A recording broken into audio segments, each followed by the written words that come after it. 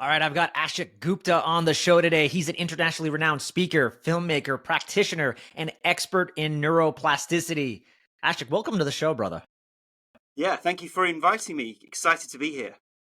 I say this about every guest. I'm super excited to see this. I'm sure everybody listening to my podcast goes, yeah, you're always super excited. But really, not only am I excited and super excited, is because you are touching on, you're an expert in chronic fatigue syndrome, myalgic encephalomyelitis, which a lot of people might know it as that. And a lot of doctors will say this is like, we don't know why this happens. It's incurable. And this is kind of the rote kind of things you hear from the Western doctor. But what I'm hearing from you is you're like, no, actually, I know why this is happening. And it actually has to do with the brain, the nervous system, retraining, and neuroplasticity. So, man, I'm excited to hear how you figured this out. And yeah, how did you figure this out? Yeah, thank you, Joel.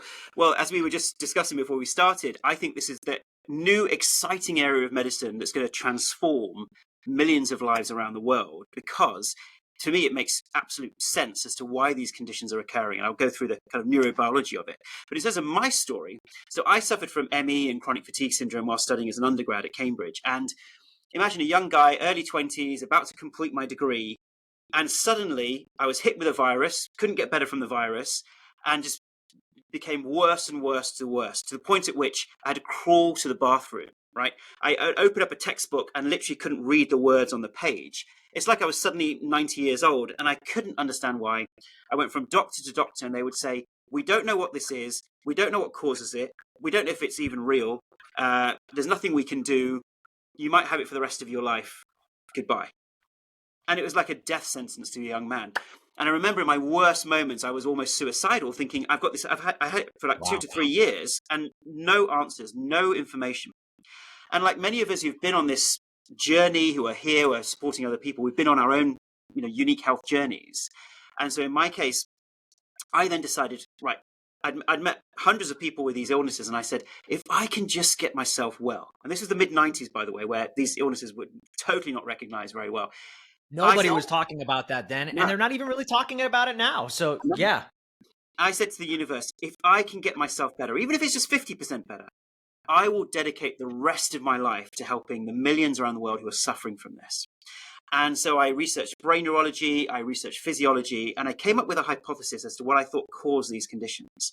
And in an ad hoc way, I experimented with my own brain, got myself 100% better, and then opened a clinic to support others. And since then, we've now got an online program and we've got controlled trials and various things. So yeah, that was my background and my journey to getting here. This is phenomenal. I'm getting chills just listening to you talk about this because I love when I hear someone who just pain to purpose and like so driven, so mission and committed to just helping others because they don't want others to suffer. They know they suffered.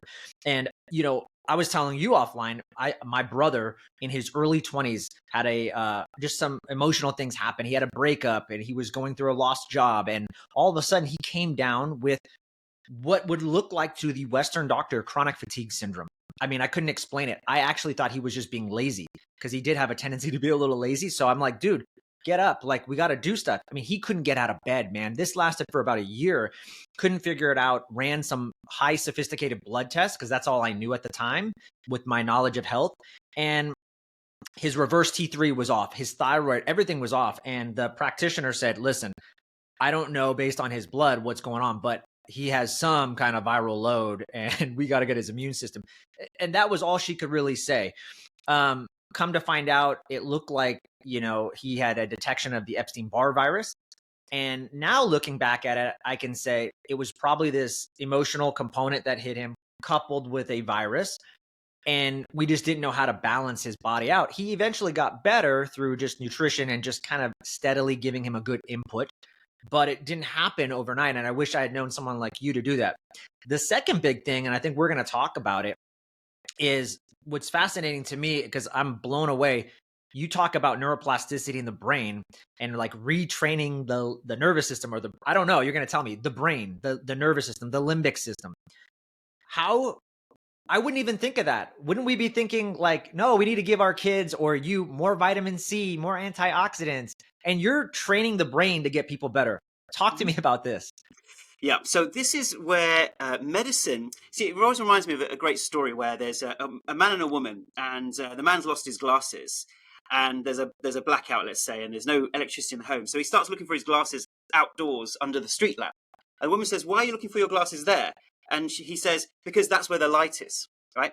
And in a similar way, the medicine over the last few hundred years has come on obviously leaps and bounds. It's been transformative. But what it's focused on is what we can measure, which is the physical body. Yeah, we can measure the enzymes, we can measure the gut, we can measure the muscles, etc., etc. But what's really interesting is the brain is like a software program. Yeah, and a lot of these illnesses are software problems rather than hardware problems. And until very recently, the brain has been like a black box. So we haven't really figured out what's going on in the brain. So medicine has naturally gone to what can be measured, which is the physical body. Yeah, and now over the last 20 to 30 years, we've been able to open up the brain and say, actually, we can see things which are going on. And now we're realizing maybe a lot of the illnesses that we typically perceived were in the physical body downstream may actually be being caused by the upstream. Yep. And the analogy is, let's say your car, like when you take your car into the garage, right? There might be something wrong with the engine or the tire or this or that. But actually now when you take your car in, it tends to be the electrical system, right? And the mechanic will plug their system in and they'll reset your electrical system. And in a similar way, we're now realizing that so many modern diseases are actually caused by the electrical system, the nervous system and the programming, the software, rather than the hardware. And that's why we're seeing medicine being brilliant at treating some of those hardware issues, but not having answers for software issues, where it's a process of function. Yeah, and that's why so many integrative and functional medicine doctors are now prescribing this type of approach to their patients. So that's really the approach that I started with, a systems biology overall way of looking at the system versus the reductionist philosophy that traditional medicine looks at. Yeah, it's incredible. You know, I didn't tell you this, but I'm also a new fit practitioner. And so I've been trained in using this electrical DC current. And a lot of my training was, that's the understanding, is that, well, like if we get injured and there's chronic pain has nothing to do with, usually, not always, but has nothing to do with, oh, there's an actual pain going there. Is that the brain gets stuck in this neurofeedback pain loop. And even if the pain is gone, but there was trauma there, the brain is just trying to keep you safe. And so it is constantly trying to protect that area, and it doesn't need to protect it. And so it sounds like very similar is that whatever you're doing, and we're going to get into that, you're giving the brain the correct input so that the output then becomes vital health, right? Yeah, absolutely. Absolutely. Ashok, oh, go ahead. Yeah, no, I was just going to say, the analogy would be, let's say you're standing on a bridge and you're looking down over the bridge and suddenly you see someone drowning. And so you jump in and you save that person from drowning. And then you see another person drowning. So you jump in, you save that person from drowning. And you think, great, I'm doing an amazing job. I'm saving all these people. And you set up a rescue center next to this bridge. But nobody's asking the question, who's throwing these people into the river in the first place? We've got to go upstream. That's the thing. And yes, you will alleviate someone's issues by pulling these people who are drowning out of the river. But what's even more powerful is if you go to the source and stop it at the source, so that health actually returns in the longer term. And I know loads of integrative and functional medicine doctors, nutritionists, naturopaths, who say that we treat these types of things, long COVID, mold illness, Lyme disease. We treat them and we are able to get people better in the short term, but they have a stressful event. Wham, all the symptoms come back again. We don't understand why that is happening. How do we get these longer term benefits? And we believe that actually most of these illnesses are caused in the brain at the ultimate level, and by being able to retrain the brain, we can get systems back to balance. And that's why we're here. Wow, I can't wait to dig into that. Before we dig into kind of the training and what it looks like, you've coined this term, neuroimmune conditioned systems, NICS. Now, I think of chronic fatigue syndrome or ME, myalgic encephalomyelitis. Are there other NICSs out there that, like, what else would be put in that category? And then, in your opinion, from what you see across the spectrum, how prevalent is that? Sure. So I believe it or not, that it's potentially up to 50% of the illnesses that you go to see a doctor for could be neuroimmune condition syndromes. Yeah. So we're talking a huge category of conditions. And why do we say neuroimmune? Because actually, these are neurological and affecting the immune system. And then also, They're conditioned because the brain becomes trained to respond in a certain way. And they're syndromes because there's a unique set of symptoms that come under it. So we would include in that ME/CFS, long COVID, fibromyalgia, and other pain syndromes, chemical sensitivities, mast cell activation, POTS, adrenal fatigue, irritable bowel, SIBO, burnout, dysautonomia, all those types of conditions where there's so many crossovers in the illness, mold illness, for instance, as well. And we can see that there's many crossovers, and yet there's an underlying root which could be the cause of all of them, which is dysfunction in the immune system and neurological system in the brain. Okay, I got to ask you something. Let's just use mold as an example. Mold is devastating for people. Dave Asprey, the godfather of biohacker, kind of made that really, doing a documentary on mold. And I think it really highlighted how devastating it is. And there's these co-infections with Lyme, and people just get wrecked.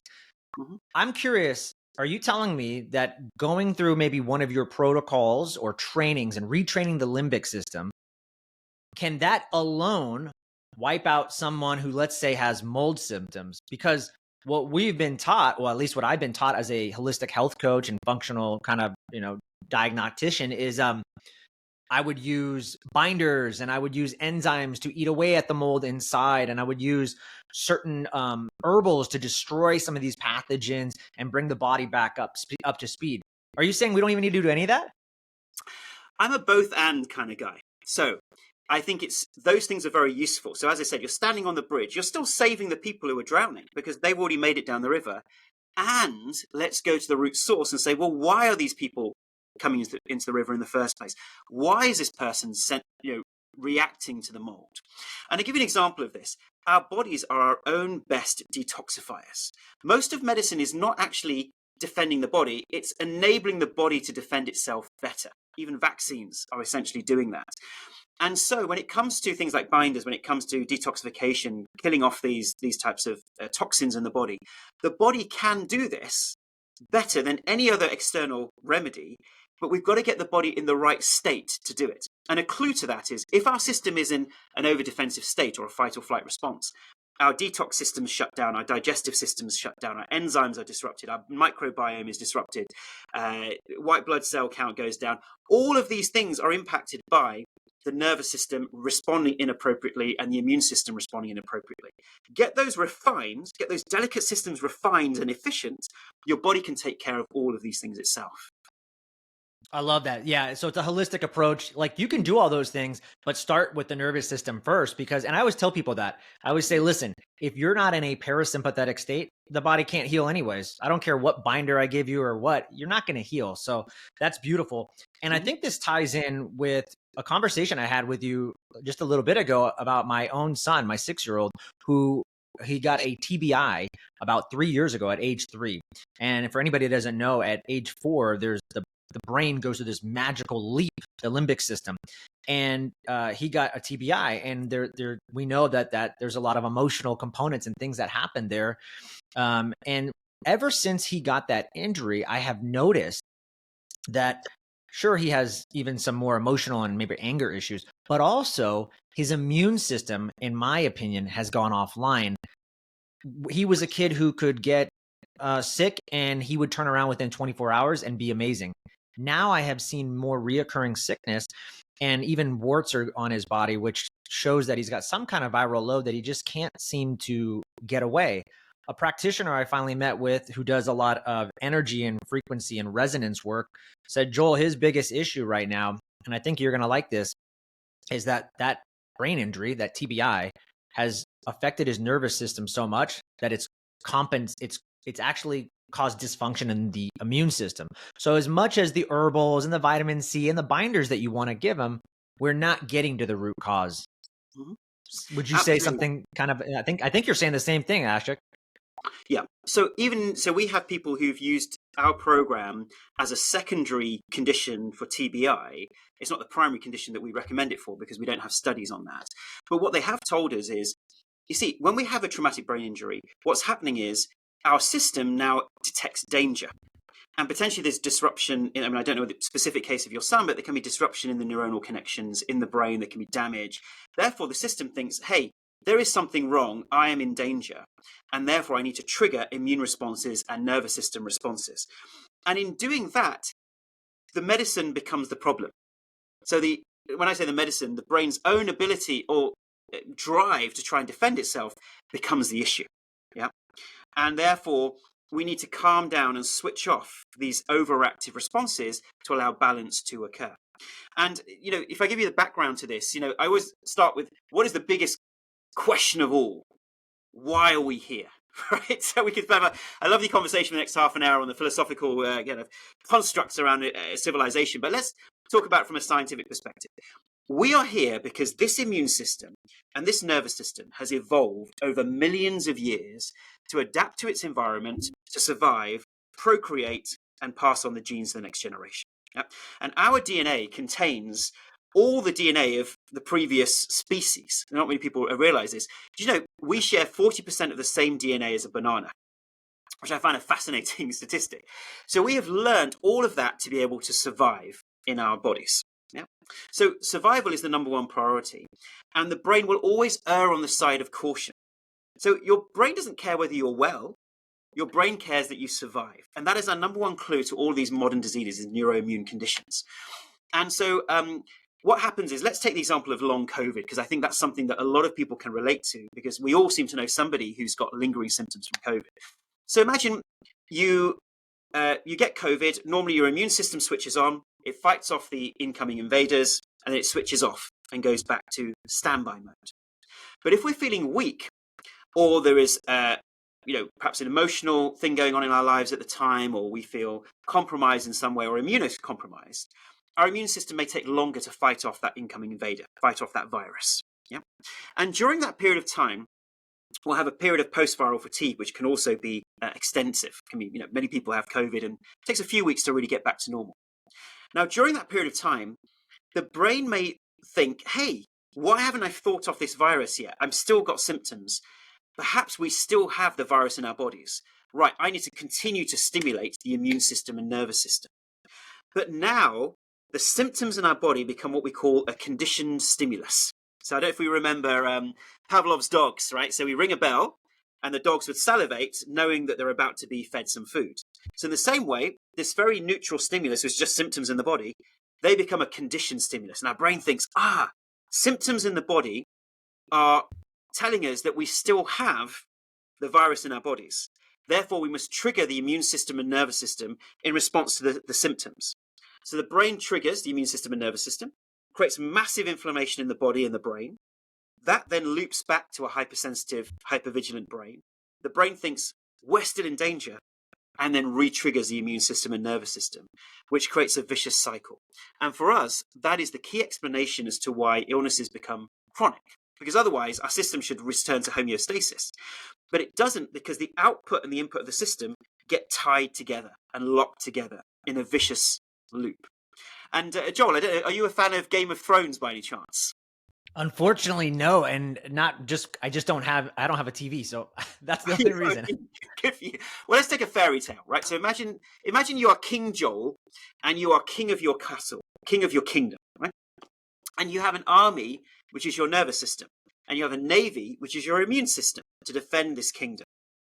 Now, over the hill comes an invader. So that could be the COVID virus, COVID-19. That could be a pain insult. That could be mold exposure, right? So an invader comes over the hill. Your army and navy fight valiantly. They fight it off. And everyone comes back to standby. Kingdom returns to normal. Now imagine you've had a drought in that kingdom. So suddenly now the kingdom is weaker. The immune system and the navy is weaker. The nervous system is weaker. Another invader comes over the hill. A virus, a bacteria, a mold, a pollution, whatever it may be. And the army and navy, once again, defend the kingdom, but they're weaker now than they were before. So they fight off the invading army, but they're not sure if they've completely got rid of that invading army.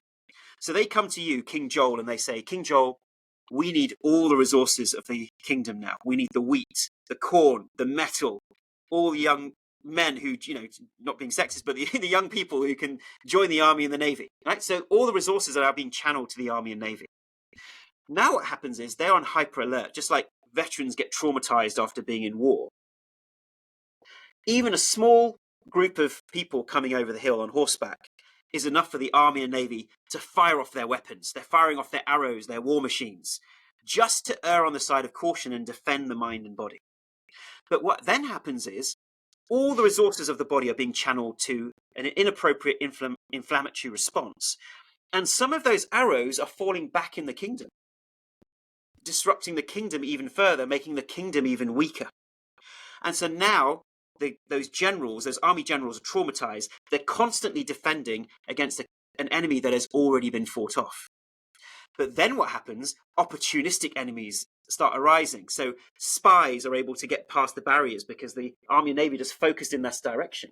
So spies can come in, and now the kingdom has these opportunistic infections, the viruses, the viral load, the opportunistic bacterial infections. The kingdom is no longer able to root out the spies it was able to do, because now all resources are being channeled to this one fight over here. So when our immune system is triggered, it actually becomes less effective at finding other opportunistic infections within the body. So now you can see why chronic illnesses develop and they perpetuate, because the system is doing the one thing that it always prioritizes, which is survival. It doesn't care whether you have health or energy. It cares about you fighting off things which are life-threatening. And brain retraining is when those generals come to you on the next weekly meeting and say, King Joel, right, we continue to need all the resources. You say to them, my dear generals, you've done a fantastic job at defending the kingdom, but we are safe now. It's time to stand down. But those generals won't take the first time you say that. They won't take it on board. You need to tell them again and again and again. And that is what neuroplasticity and brain retraining is repeatedly telling your generals to stand down so that the immune system and nervous system can come back to balance, so that the peripheral system can detoxify effectively, and then our bodies can be its own best detoxifier. And you're absolutely right. When we're in that sympathetic fight or flight or freeze response, the system cannot work efficiently and effectively because the nervous system and immune system are now tied together, and those dangers become tied together. And the hope of this brain retraining is when we are able to switch off these responses, natural health returns and we go back to balance. That was a beautiful analogy. I'm going to steal that. I'm going to start using Game of Thrones as my new reference point when I try to explain health. That was great. Okay. That leads into perfectly what I wanted to ask you next, which is how does neuroplasticity, which you just explained beautifully, and we know, I think when I think of neuroplasticity, I think of the brain is always able to be changed. It's malleable. Neurons that fire together wire together so we can create new pathways. So how does that idea of neuroplasticity and what you're talking about, this limbic retraining, how do you do that? What does that look like for people with NICS? Sure. So traditionally we thought the brain was fixed, right? It's malleable during the first 10 years or so of life, and then it pretty much gets fixed in our teenage years, and that's our personality, and that's our physiological responses to the environment. And neuroplasticity is this idea, as you say, that the brain is constantly changing, constantly rewiring. Yep. Even in our elder years, 70s, 80s, we can still learn a musical instrument. We can still rewire the brain, create new neurons. So in these particular illnesses, and this includes pain syndromes as well, what we're saying is that imagine that we have a stimulus interpretation response model. So the stimulus is the symptoms in our body or the mold exposure. The interpretation is we're still in danger, and the response is trigger the inflammatory response, trigger the nervous system. So this stimulus interpretation response, imagine a field, and this is like a neuronal pathway on the left-hand side of the field, which is where the river is flowing. So the river is flowing through this field, and that's what it's got used to doing. So that's a neuronal pathway, that river. And we want to reroute that river in a different direction. So when there is a stimulus, it wants to go down the left-hand path, stimulus interpretation response. And we say, no, we want stimulus interpretation response to be a different pathway. But that field is frozen. It's completely solid frozen. We can't change it. Because the more stressed the brain is, and the more there's a sympathetic response, it's less rewirable and less neuroplastic. So our first step is we've got to calm the overall stimulation of the brain, which is why, as you say, the practitioner said, we've got to work on the nervous system first. Because when we calm the nervous system, that field thaws and becomes softer. So the ground becomes softer. So we can start digging a new channel. The next stage is the brain retraining, that we start digging a new channel for the river to go down. So we dig a new channel. But we know that when it rains, the water will go down the right-hand channel, but it will eventually default back to the left-hand channel because we are creatures of habit, right? And the brain knows what it knows. It thinks left-hand path is a safer path. So we have to keep digging repeatedly the right-hand channel until the river reroutes itself along the right-hand channel. And the old channel on the left-hand path gets grown over with grass and soil and weeds and all those kinds of things. And now we've created a new neuronal pathway. And that is done through the power of repetition. So the difference between cognitive and behavioral approaches versus the neuroplasticity approaches is neuroplasticity takes advantage of this idea of continuous repetition, that we're creating new neurons in a much more concentrated period of time. And the analogy would be, let's say you're learning to drive a car. Now, if you sat in the car the very first day and said, right, if I'm really positive and I really focus on this, I'm going to be able to drive this car. That won't make any difference. You've got to actually move the steering wheel, press the gas, move the gear shift for those of us in Europe. And then you eventually train your nervous system that eventually you can drive that car automatically because you've created neuronal learning in your brain that means you can drive it without even thinking. Eat a sandwich, listen to a phone call, you're absolutely fine. So in a similar way, that is what brain retraining is, that we teach patients to recognize that stimulus interpretation model, recognize the old interpretations the brain is making, and at a very subtle level, be able to reroute it. And you might say, Ashok, how can we control our immune system or our physiology? Like, we don't have a direct way of doing that. I can't just say, right, switch off the immune system.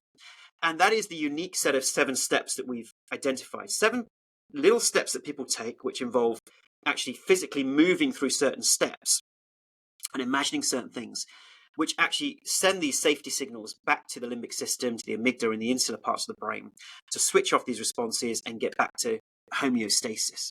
So our program is all about teaching patients how to do that. Then they regularly do this. And the first step is loosen up the soil. So that's relaxing the nervous system. Second step is retraining the brain. So that's the core unique aspects of our program. And the third step for maintenance is re-engaging with joy. That if we don't engage with the small moments of joy in our lives, our brain keeps thinking we're still in danger and defaults back to the left-hand path. So that third step of re-engaging in joy is incredibly important as well. And that probably be analogous to in polyvagal theory, they talk about the ventral responses. We are talking about re-engaging the parts of our brain that enable us to keep happy and joyful and therefore reduce a lack of safety. Beautiful. I love that 3-step framework. Makes complete sense and why it works. And that's what, so to that note, it sounds like from what you're saying, you can I do this? Like for my son, for example, can I meet with a practitioner or yourself over Zoom? Do I have to go in the clinic? And then just kind of explain also after that, like the 3-step framework, I understand, but then let's just use my son as an example. What would you expect? Like, what does this program look like? Is this an 8-week program, 12-week? I'm sure there's some bio-individuality that comes along the line with everybody you see. But yeah, like walk me through maybe what I might experience if I decided to do this. Sure. So we have thousands of patients around the world, mainly in the US and Canada. And the way this works is it's delivered as an app and an online program because there was only so many patients we could see in a clinical environment. And so people can take the free trial. So they go onto the app or the website, join the member area. And there are 15 interactive video sessions that people can watch, together with about 20 to 30 audio exercises. And the program is very comprehensive. So as you say, people are at different starting points. They have different conditions. So we don't expect people to do our entire program, but they pick the pathway which is most appropriate for them. And to help them do that, we have weekly webinars with myself to teach people all the tools and techniques. They obviously watch the videos as well. We have 30 to 40 trained practitioners around the world who can work with people one-on-one. But Joel, the real game changer that has been transformative over the last few months is something called daily Gupta size. So as we talked about, if we're going to dig that right-hand path, it's repetition that matters. And if you miss a few days, guess what? The water goes down the left-hand path again. So we've created this thing called daily Gupta size, which are daily Zoom calls with our coaches, where we take them through the nervous system regulation every day, and we take them through the brain retraining every day. And people don't have to join every day, but a lot of people do because they love the regularity. And that has been a game changer, where it's taken months and months for people to rewire. It's now taking much shorter periods of time with that daily kind of commitment to it. And our surveys show that people who have the best results are the people who engage with our program at least 5 or 6 times a week in order to retrain. And that has been, I mean, we have a few hundred people a day on those calls, and that has been a great way of administering our program, because not everybody is self-directed. So some people are great. They just want to watch the videos, learn it for themselves, and put it into practice. Other people, for them, what's great is, I just want someone to tell me what to do. So I come on a Zoom call, tell me what to do. And the fact it's in a beautiful, loving community each day has been profound, and we really loved sharing that. Yeah, I would imagine, especially when you're talking about neuroplasticity and we just said it, the neurons that fire together, wire together, you need that accountability to build up and reroute and create that new pathway. And that's only going to come with repetition. So having that accountability and the habit, I think, is crucial, and it makes a lot of sense. And what's the app called? I didn't hear the name of the app. So it's called the Gupta Program. Okay, beautiful. So anybody wants to learn about that, they can download the app and then get started. Yeah. What I want to get into the science, because I know there's some people that might be listening and they're data people, and I'm a data person, so I want to know. Well, tell me about the double-blind randomized controlled studies, which I know you have. So I want you to share those. But on the note of just we're talking about people and their stories. What are some, before we go into the actual science and the data, what are some of the testimonials or just some of the quick turnarounds where even like maybe there's someone like my son who, man, like this guy was always getting sick, and then bam, man, in a matter of 4 weeks, never got sick, he was back online. What are you seeing just in terms of just in general? And I know you've worked with thousands of people, so there's probably lots of those amazing testimonials and what some might even call miracles. Yes, so we call our program a 3 to 6 month program. And the reason is, as we've described, people may dig the channels along the right-hand path, but it's very easy to become complacent, because once you start healing, once you get to like 80, 90%, you think, hey, I've done it. I'm cured. I don't want anything to do with this illness anymore. I'm going to leave the support groups. And then you go and push your body too hard. And we know that a lot of people who get these illnesses, they're the kind of people who have pushed their bodies a little too hard in whatever way. And so complacency is the number one thing that we address. And therefore, we call it a 3 to 6 month program. So most people get the results that they want within that 3 to 6 month window. But a recent survey that we did on our clients, to give you an example, that's is gone for publication. This is a clinical audit on our patients. So we found that within 3 months, most people were having between 80 to 120% improvement in their symptoms within that short period of time. And when we've done a clinical audit, which was published in 2010, we found that 90% of our patients improved, and 2/3 of patients reached an 80 to 100% recovery, what we call a full recovery. And therefore, we get some people who heal within weeks. I mean, especially with long COVID, because you see, long COVID is one of those things where if it's new to the system, and it's only been around for a few months or 6 months or a year, if you catch it early, the earlier you catch it, obviously, the better, because then the neuronal pathways aren't so deeply entrenched within the brain. Yeah. And we've had people, you can look on our website, there's hundreds of testimonials, actually about 400 testimonials now on our website. You can see people who've actually been ill for 20 to 30 years. So there's a recent testimonial from someone called Barbara, who's had Lyme and mole disease for 20 years, has been through every single pathway you can possibly imagine, couldn't heal, improved somewhat, but couldn't heal fully. And she came onto our program, and in a matter of months, she was able to get to her, her 80 to 100% recovery. We have people with sensitivity reactions, mold illness, Lyme disease, long COVID, and a lot of people with chronic fatigue or chronic fatigue syndrome. So those are kind of the major areas.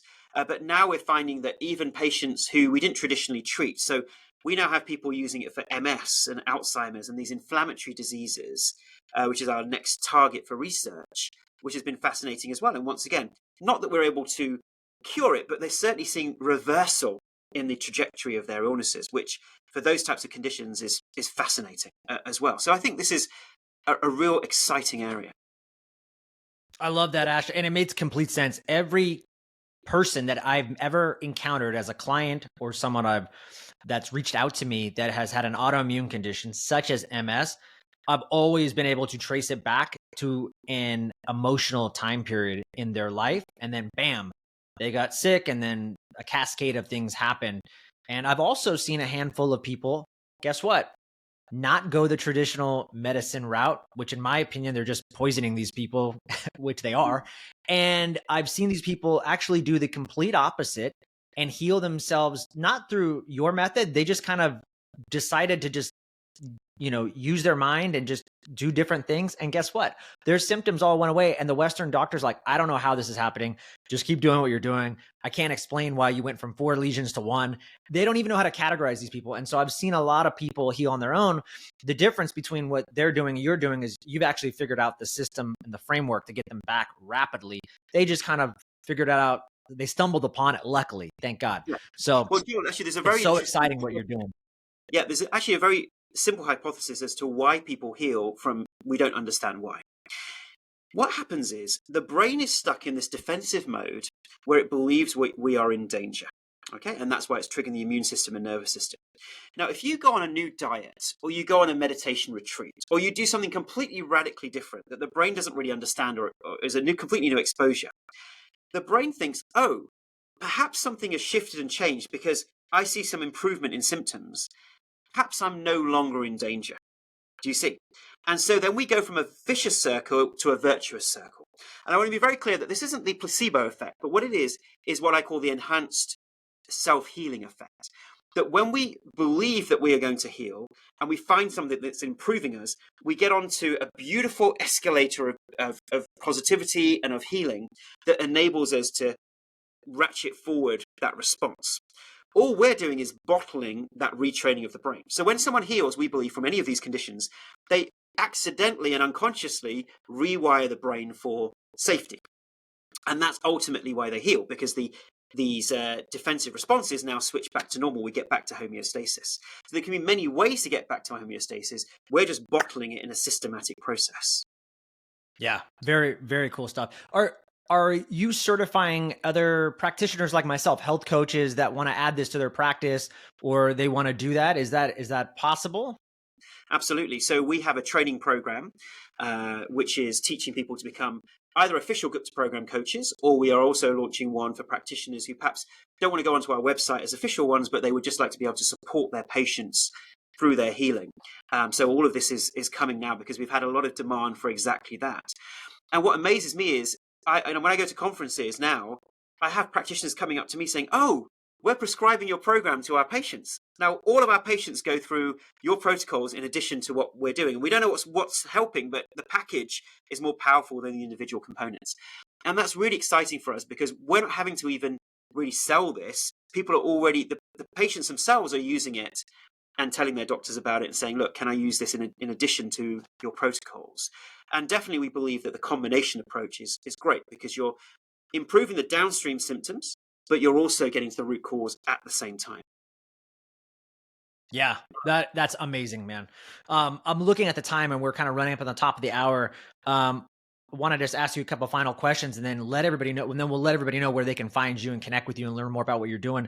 But any exciting projects or anything else that you got that you're excited to share with us that's coming? I mean, obviously you've got the Gupta program and that alone is enough, but yeah, just curious, anything else? Yeah, so I think in terms of our randomized controlled trials, so we've got a lot of new trials in the pipeline. A couple that I want to share with people is that firstly, we did one on long COVID recently. It was published just a few months ago, and it compared our program to a wellness program. So the wellness program had supplements and diet and sleep and all the other good stuff you'd get in the wellness program. And it found that our treatment was 4 times more effective at reducing fatigue and exhaustion and twice as effective at increasing levels of energy. So that was an RCT that was published recently. And for fibromyalgia, similar vein, we found that within 8 weeks, we reduced fibromyalgia by 40% in our group and 0% in the control group, and lots of other great stats as well. So our future projects are, we want to make this a mainstream treatment. So we're now running randomized controlled trials on a whole host of different conditions and larger ones as well. So we want phase 2, phase 3 trials. Because for us, that's really what will matter, that if doctors can see, look, they've got this data, it becomes a no-brainer. Pardon the pun, where we actually want to bring this into mainstream medicine and into primary healthcare as the first port of call. And many practitioners say, actually, we need you to do the Gupta program first before we can even treat you, because your body's so sensitive. Whatever we do, this will get better, but this will get worse, and this will change, and this will change. So let's get your system regulated initially. So that's our next big project, is let's get these larger randomized controlled trials, and we're raising funds from donors and anyone who wants to donate for that kind of those kind of trials. It makes complete sense. And that's why I'm so interested, because you're 100% right. That nervous system has to come online. If you're not in parasympathetic, you will never heal. It doesn't matter. So I think your program is really cutting edge. I'm excited. And share those studies with me. Let's get those studies in the show notes for sure. I'll reach out to your team. And then I have a selfish question, because I've been bringing up my 6-year-old a lot. Kids, is that something that you see them doing? Could he do this program? Maybe it'll take him longer, but could he do something like this? Yes. And the way this would work is we work with a lot of parents who learn the tools and techniques for themselves, and then they're able to translate it for their child. Yeah. Now, I think generally, although our program is an 18+ program, obviously teenagers are able to use it and absorb it in conjunction with their parents. For younger children, it is really interpretation of the tools and then teaching them what they can manage. Although, 6 or 7-year-olds, they are ready for breathing techniques, for meditation techniques. They really love them, actually, because they're so overstimulated from various other sources. So they can be ready for that type of approach, and then learning the simple brain retraining tools. So I think this is perfectly translatable for children. Yeah. And something something we're offering for people right now, if people just want to sample it, they can actually join the daily Gupta size, the nervous system regulation bit, for free anyway. So they can join that. Your son can listen to that, see what they think, see how that resonates with them, and then see if this is the right approach for them. How do they do that? How does someone just start for free if they're interested? Yep. So you can go to our website, guptaprogram.com, sign up for free for the free trial, download the app for the free trial, and then within that you'll see daily Gupta size. You just join the events every day. There are 7 a.m. Pacific, 10 a.m. Eastern, and our amazing coaches. I mean, people just have incredible healing experiences just attending that, because the group, how can I put it? The group intention of people all being 200-300 people wanting to heal together is incredibly powerful. So people say, my nervous system gets regulated in a completely different way to when I meditate on my own. Yeah, Joe Dispenza has proved that many times at his events with data, and people talk about that. So I don't doubt that at all. And the thing I was thinking too is, if the parent is doing the training, a lot of times us as parents, we have a dysregulated nervous system. So if our nervous system is more regulated, then that's going to actually help the child regardless. So kind of cool. Even if you are teaching your child, it's everyone's benefiting, which is really neat. Last question, then we'll have that call to action where everybody can connect with you. But just anything else I didn't ask you that you wish I had? No, I think we went through a lot of stuff there. I think the hope I want to give to people is, no matter what your support group has said about your healing, what a practitioner or doctor has said, I believe that we can all certainly improve or fully heal, despite how long we've had the condition or what we have. And this is the promise of neuroplasticity. I think it's the most exciting area of medicine. I think it's going to help so many people with so many different diseases. And yeah, just whatever you're experiencing, keep going. The future is bright. Amazing. Ashok, tell everybody where they can find you, connect with you, either social media or just the website, and where they can sign up and start doing this. Sure. So you can go to guptaprogram.com, which is GUPTA, program.com, sign up for the free trial or the full program. And you can go to App Store and Play Store. Once again, search Gupta Program, download the app, and get straight in there and join the live events, start retraining your brain. There's lots of free materials, lots of free videos. And really our aim is to get as many people better as possible, because there's so much suffering out there. Oh, man, you nailed it. 100%, brother. I couldn't agree more. Man, thank you, Ashok Gupta. Thanks for being on the show, brother. I appreciate you. Yeah, thank you so much.